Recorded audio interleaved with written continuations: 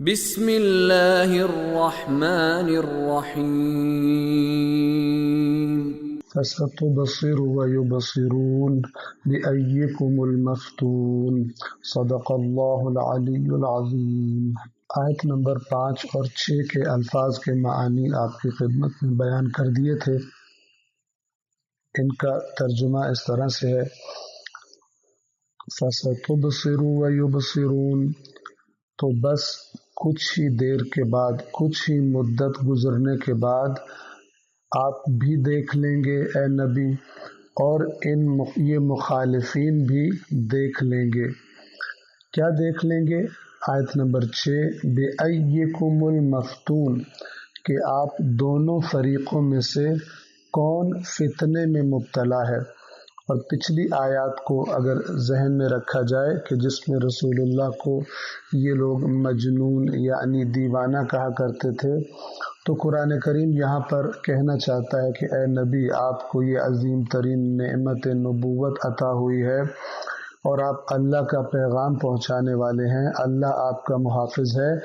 کچھ عرصہ آپ صبر کیجئے،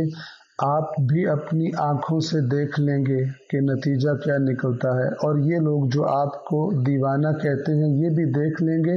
کہ آپ دونوں میں سے کون دیوانہ تھا اور کون پاگل پن کا شکار تھا۔ بِأَيِّكُمُ الْمَفْتُونُ، یہاں مفتون سے مراد سابقہ آیات کی باتوں کو ذہن میں رکھتے ہوئے یعنی تم میں سے کون دیوانگی کا شکار تھا۔ اور ان آیات میں اگر غور کیا جائے تو جب یہ آیات نازل ہوئیں اس زمانے میں اللہ کے نبی کا ساتھ دینے والے افراد بہت ہی قلیل تھے، اور جو ساتھی تھے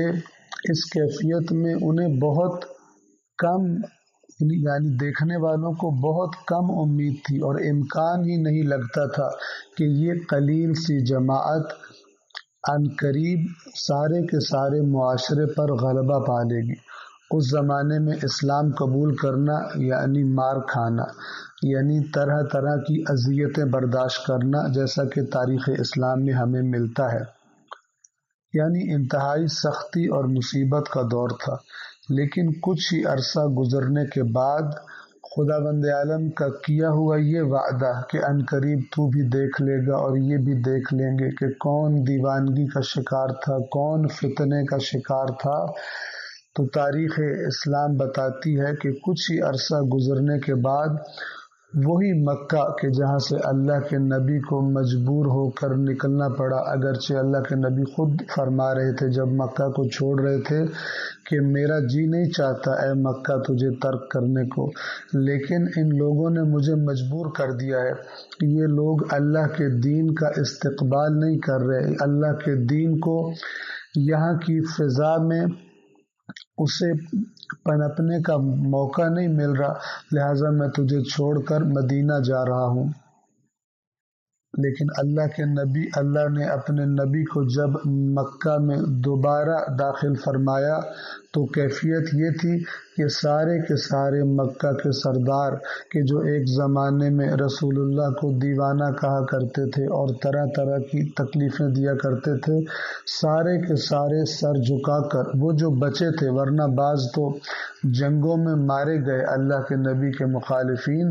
جو بچے تھے چاہے سردار چاہے عوام، سارے کے سارے سر جھکا کر اللہ کے نبی کے سامنے کھڑے تھے۔ جب اللہ کے نبی نے ان سے سوال کیا کہ بتاؤ تمہیں مجھ سے کیسی امید ہے، کس سلوک کی توقع رکھتے ہو، تو انہوں نے جواب دیا کہ ہم آپ سے اچھے سلوک کی توقع رکھتے ہیں، آپ اچھے بھائی ہیں اور اچھے بھائی کے بیٹے ہیں۔ اور رسول اللہ نے وہ جملے بولے کہ جو حضرت یوسف علیہ السلام نے اپنے بھائیوں کو بولا تھا، اور قرآن نے اس لفظ کو نقل کیا ہے کہ لا تثریب علیکم الیوم، کہ جاؤ آزاد ہو، تم پر کوئی پکڑ نہیں ہے۔ یہی کلمات حضرت یوسف والے رسول اللہ نے مکہ والوں کو بولے، حتیٰ کہ یہ شرط بھی عائد نہیں کی کہ مسلمان ہو جاؤ تو تمہیں چھوڑوں گا،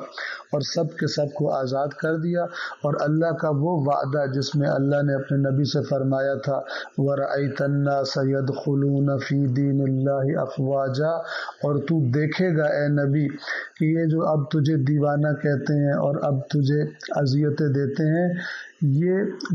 گروہ کے گروہ اللہ کے دین میں داخل ہوں گے۔ اور اللہ کے نبی نے اپنی آنکھوں سے اپنے خالق کا یہ وعدہ پورا ہوتے ہوئے دیکھا، اور بڑی تعداد میں مکہ اور اطراف والوں نے فتح مکہ کے بعد اللہ کے دین کو قبول کر لیا۔ اور رہتی دنیا تک کے لیے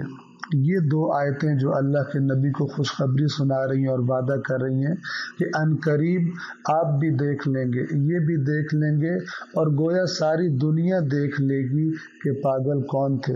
اور اس زمانے سے لے کے آج تک اور آج سے لے کے قیامت تک جن جن لوگوں نے اللہ کے نبی کا مقابلہ کیا اور جنگیں کی، قیامت تک کے لیے لوگ انہیں پاگل اور دیوانے کے نام سے یاد کریں گے۔ ابو جہل سے بڑا پاگل اور کون ہوگا؟ عتبہ سے بڑا پاگل اور کون ہوگا؟ ابو لہب سے بڑا پاگل اور کون ہوگا؟ تاریخ میں ان لوگوں کو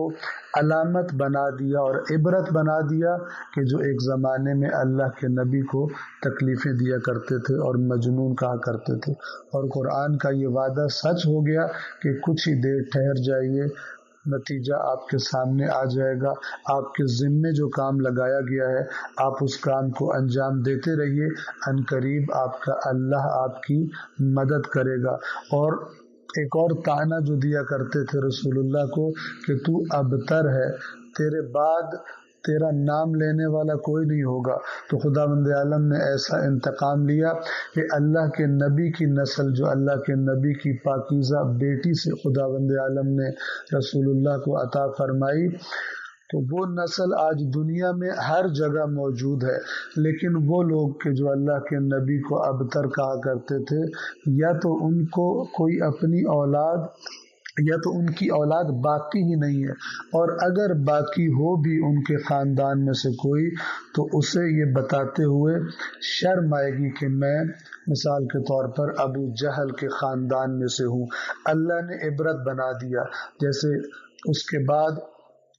اسی طرح یزید کو عبرت بنا دیا، شمر کو عبرت بنا دیا، ابن زیاد کو عبرت بنا دیا۔ تو یہ قرآن کریم کی آیت یہی کہنا چاہتی ہے کہ جو اللہ کے راستے میں نکلتا ہے اور لوگ اسے دیوانہ کہتے ہیں، عنقریب ہم دکھا دیتے ہیں دنیا کو کہ دیوانہ ہمارا کام کرنے والا نہیں، بلکہ اسے دیوانہ کہنے والے در حقیقت دیوانے اور پاگل تھے۔ والسلام علیکم ورحمۃ اللہ وبرکاتہ۔